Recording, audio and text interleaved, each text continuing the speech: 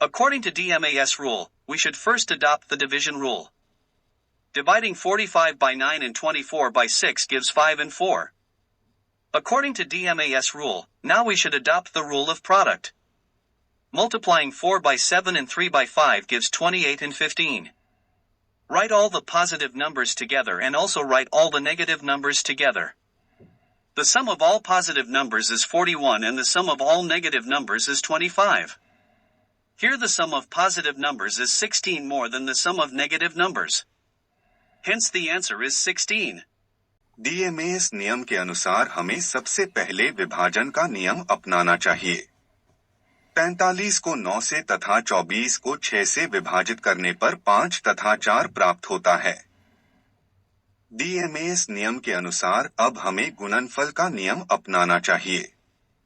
4 को 7 से तथा 3 को 5 से गुणा करने पर 28 तथा 15 प्राप्त होता है।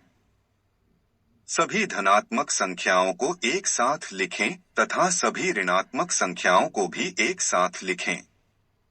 धनात्मक संख्याओं का योग 41 है और सभी ऋणात्मक संख्याओं का योग 25 है। यहाँ पर धनात्मक संख्याओं का योग ऋणात्मक संख्याओं के योग से 16 अधिक है। अतः इसका उत्तर 16 है।